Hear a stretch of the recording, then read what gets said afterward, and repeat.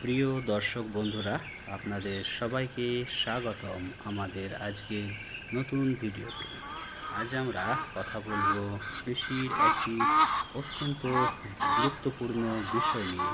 অনেকেই বাজার থেকে পেঁয়াজ কিনে ব্যবহার করেন, আবার অনেক কৃষক জমিতে পেঁয়াজ চাষও করেন, কিন্তু অনেকেই জানেন না যে বড় পেঁয়াজ থেকেই সহজে পেঁয়াজের বীজ তৈরি করা যায়। আজকের এই ভিডিওটিতে আমরা ধাপে ধাপে জানব বড় পেঁয়াজ থেকে কিভাবে বীজ তৈরি করা হয়, কোন সময়ে করতে হয়, কিভাবে পরিচর্যা করতে হয় এবং কিভাবে ভালো মানের বীজ সংগ্রহ করা যায়। তাহলে চলুন শুরু করা যাক আজকের ভিডিওটি। পেঁয়াজ আমাদের দৈনন্দিন জীবনের অত্যন্ত গুরুত্বপূর্ণ একটি সবজি। প্রায় প্রতিটি রান্নায় পেঁয়াজ ব্যবহার করা হয়। পেঁয়াজ শুধু রান্নার স্বাদ বাড়ায় না, এর অনেক পুষ্টিগুণও রয়েছে, যেমন শরীরের রোগ প্রতিরোধ ক্ষমতা বাড়ায়, হজম শক্তি উন্নত করে, রক্ত পরিষ্কার রাখতে সাহায্য করে, হৃদরোগের ঝুঁকি কমায়। এই কারণেই পেঁয়াজের চাহিদা সারা বছরই থাকে। পেঁয়াজের বীজ কেন তৈরি করা দরকার? অনেক কৃষক প্রতি বছর বাজার থেকে বীজ কিনে থাকেন, কিন্তু আপনি চাইলে নিজের জমিতে নিজেই পেঁয়াজের বীজ তৈরি করতে পারেন। এর সুবিধা হলো খরচ কমে যায়, ভালো জাতের বীজ পাওয়া যায়, নিজের জমির জন্য উপযোগী বীজ তৈরি হয়, লাভ বেশি হয়। এই কারণে অনেক অভিজ্ঞ কৃষক নিজেরাই পেঁয়াজের বীজ তৈরি করেন। বীজ তৈরির জন্য পেঁয়াজ নির্বাচন। বীজ তৈরির প্রথম ধাপ হলো ভালো পেঁয়াজ নির্বাচন করা। সব পেঁয়াজ থেকে বীজ তৈরি করা যায় না, তাই নির্বাচন করার সময় কিছু বিষয় খেয়াল রাখতে হবে। যেমন পেঁয়াজ বড় এবং সুস্থ হতে হবে, পেঁয়াজে কোনো রোগ বা পচন থাকা যাবে না, শক্ত এবং ভালো মানের হতে হবে। মাঝারি থেকে বড় আকারের পেঁয়াজ নির্বাচন করা ভালো। এই ধরনের পেঁয়াজ নির্বাচন করলে ভালো বীজ পাওয়া যায়। জমি প্রস্তুত করা। পেঁয়াজের বীজ উৎপাদনের জন্য জমি ভালোভাবে প্রস্তুত করতে হয়। প্রথমে জমি ভালো করে চাষ দিতে হবে, তারপর মাটি ঝুরঝুরে করতে হবে, আগাছা পরিষ্কার করতে হবে, গোবর সার মাটির সাথে মিশিয়ে দিতে হবে। জমি যত ভালো হবে, ফলন তত ভালো হবে। পেঁয়াজ রোপণ পদ্ধতি। এরপর নির্বাচিত পেঁয়াজ জমিতে রোপণ করতে হবে।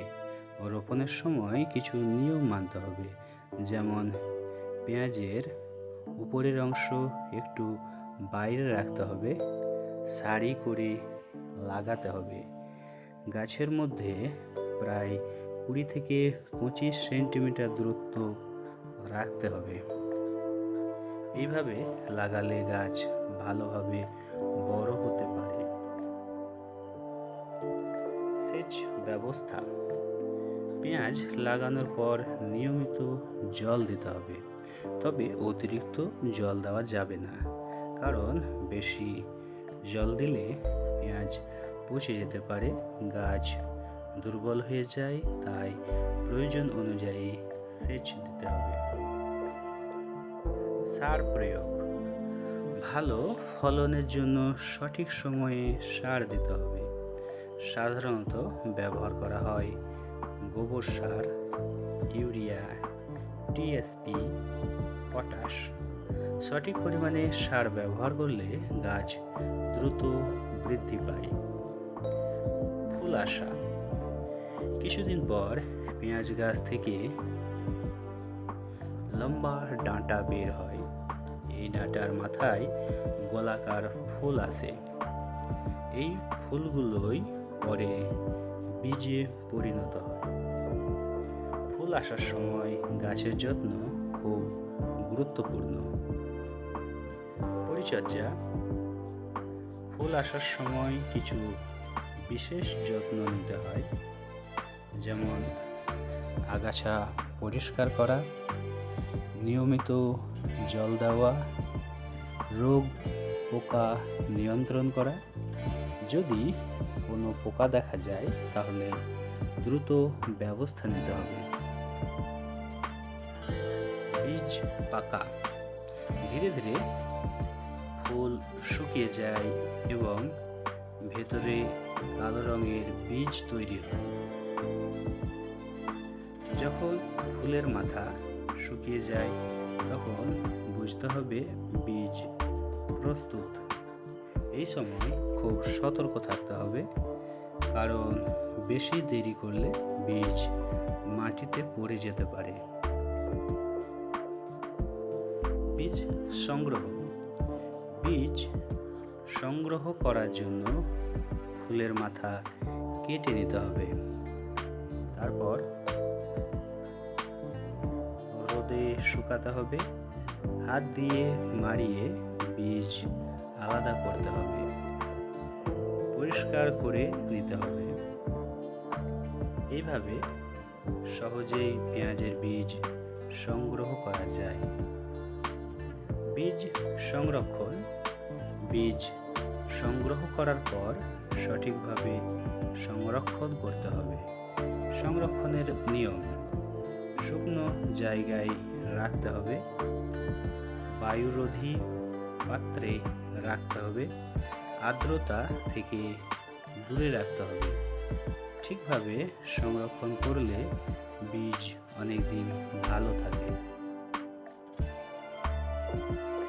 কৃষকদের জন্য পরামর্শ: যারা পেঁয়াজ চাষ করেন তারা চাইলে খুব সহজেই নিজেরাই বীজ তৈরি করতে পারেন। এর ফলে খরচ কমবে, লাভ বাড়বে, ভালো মানের ফসল পাওয়া যাবে। তাই কৃষকদের জন্য এটি একটি খুবই লাভজনক পদ্ধতি।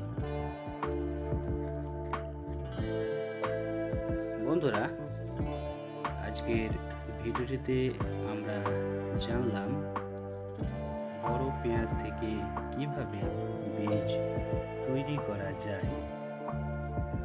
সঠিক পদ্ধতি অনুসরণ করলে খুব সহজেই বাড়িতে বা জমিতে পেঁয়াজের বীজ উৎপাদন করা সম্ভব।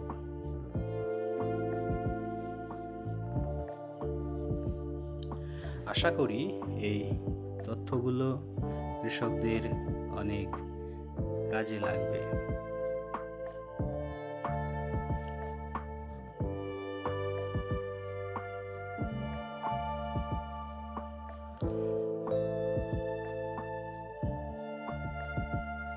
যদি ভিডিওটি আপনাদের ভালো লাগে তাহলে ভিডিওটি লাইক করুন। যদি উপকারী মনে হয় আপনার বন্ধু বান্ধবদের সঙ্গে শেয়ারও করতে পারেন। ভিডিওটি কেমন লাগলো তা আপনাদের নিজস্ব মহামূল্যবান মন্তব্য কমেন্ট বক্সে লিখে জানাতে ভুলবেন না কিন্তু। আর যারা নতুন আমাদের এই চ্যানেলে এসেছেন তারা ভালোবেসে চ্যানেলটি সাবস্ক্রাইব করে পাশের বেল আইকনটি অন করে রাখবেন। তাহলে সবার আগে আমাদের নতুন নতুন এই জাতীয় তথ্যপূর্ণ ভিডিও আপনার সামনে এসে উপস্থিত হবে। সবাইকে অসংখ্য ধন্যবাদ জ্ঞাপন করছি সম্পূর্ণ ভিডিওটি দেখার জন্য। সবাইকে কৃতজ্ঞতা এবং ধন্যবাদ জানিয়ে বিদায় নিচ্ছি। সবাই ভালো থাকবেন।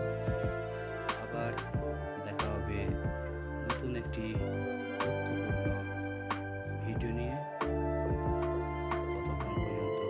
সবাই ভালো থাকুন, সুস্থ থাকুন। সবার জন্য অনেক অনেক ভালোবাসা, অনেক অনেক শুভকামনা রইল। সবার সুস্থতা কামনা করছি, সবার সফলতা কামনা করছি, সবার মঙ্গল কামনা করছি।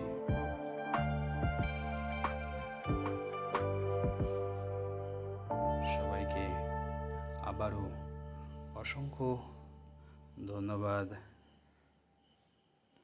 জ্ঞাপন করছি।